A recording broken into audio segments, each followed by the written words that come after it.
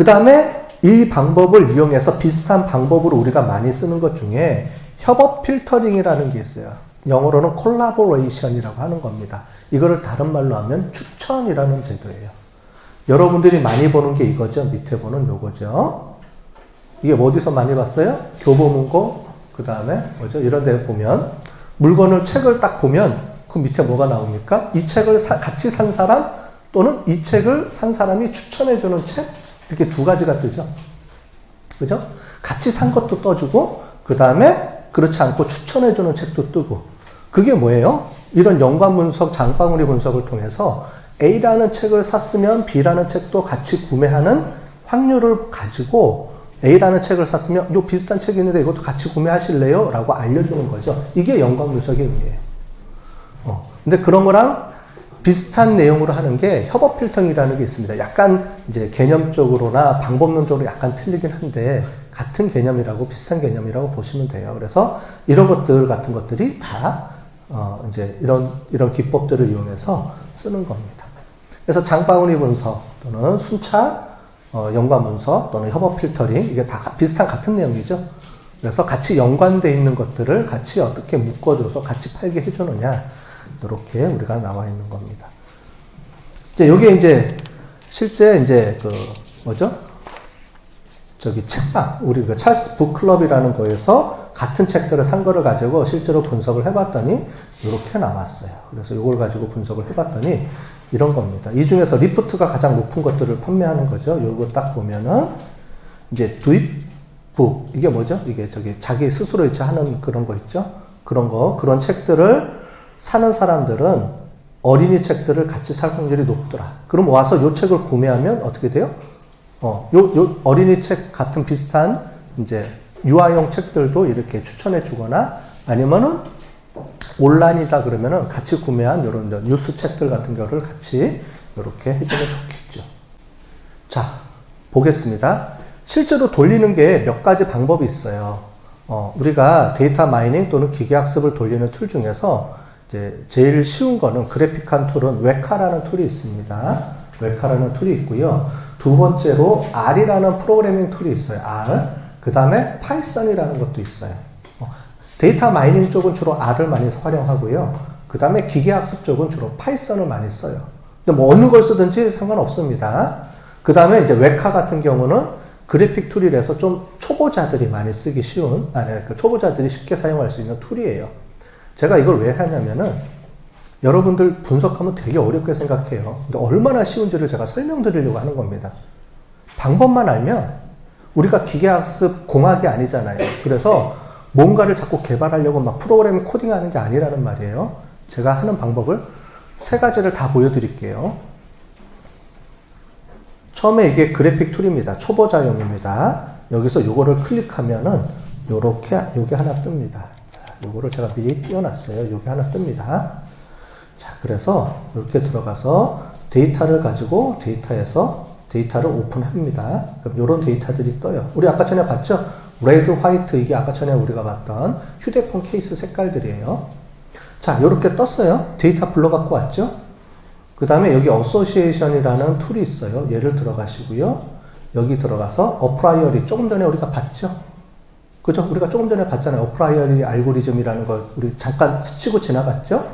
그게 있어요. 요거 클릭하시고요. 스타트. 끝. 버튼 몇 번 눌렀어요? 3번. 이게 끝난 거예요. 분석된 거예요, 지금.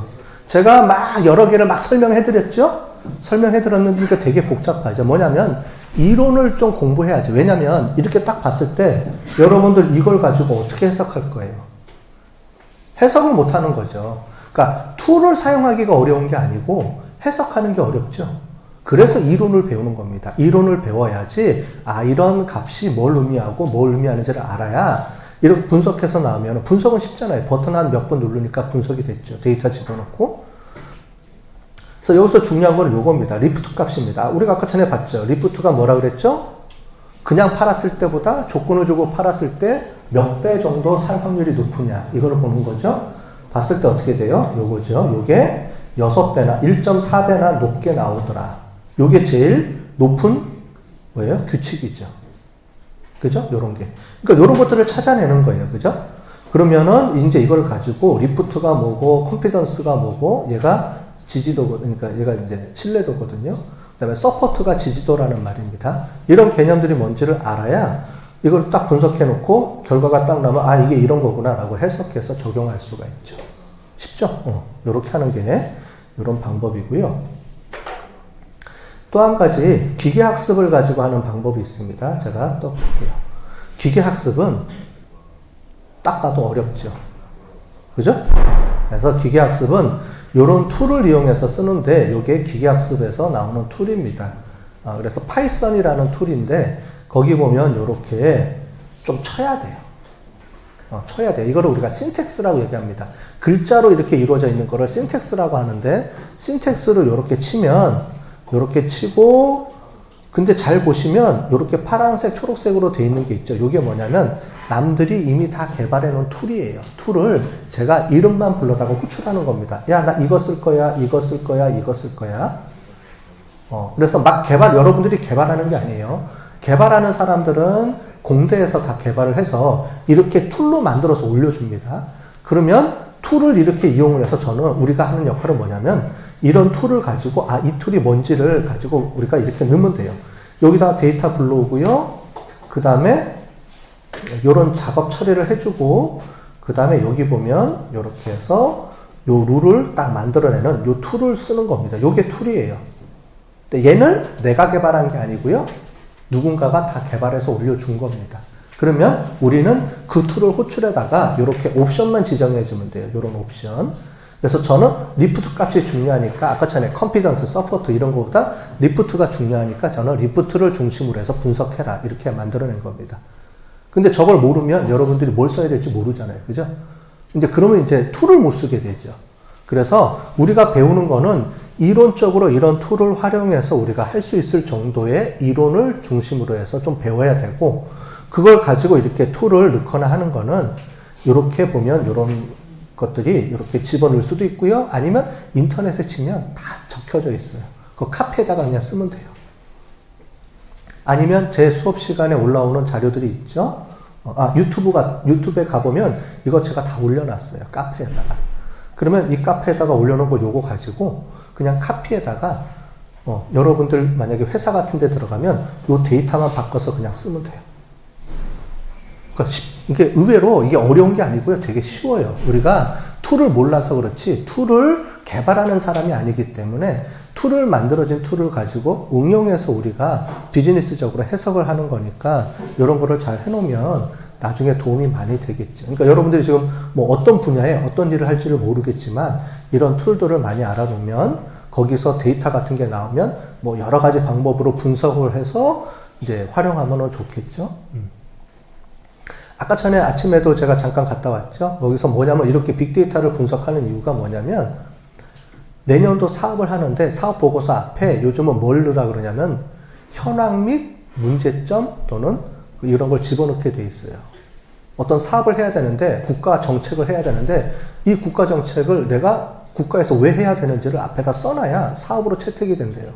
그럼 거기에 뭐가 들어가야 돼요? 현황 분석. 그래서 빅데이터 분석을 한 거랍니다. 이해되셨어요? 요즘은? 그게 없으면은 이거 왜 하는데? 그러면 이제 할 말이 없는 거죠. 그죠? 말로 막 썰로 풀어서는 안 돼요. 사람들이 이렇게 빅데이터 분석을 해봤더니 사람들의 요구사항이 이런 거고 이렇게 했더니 이런 문제점이 있고 이런 것들을 다 분석을 통해서 어떤 앞에다가 좀 써줘야 사업의 타당성이 증명이 되기 때문에 그렇다는 겁니다. 자, 맞죠? 이런 거예요. 그래서 제일 마지막에 이렇게 툴들이 나오는데 되게 어렵지만 이게 그냥 결과 화면이 큰 거예요. 실제로는 요거예요. 요거 쓴 거예요. 요거 한 서너 줄 쓴 거예요. 그러면 이렇게 결과가 나오면 이 결과에서 리프트라는 거 우리 좀 전에 배웠죠? 그래서 리프트가 이거구나.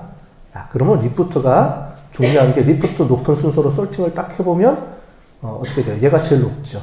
그래서 요런 책들을 사면 요렇게 연관된 책들이 있구나. 이게 우리가 중요하니까 요거를 우리가 어떤 전략을 세워야 되겠다. 이렇게 우리가 파악할 수가 있는 거죠.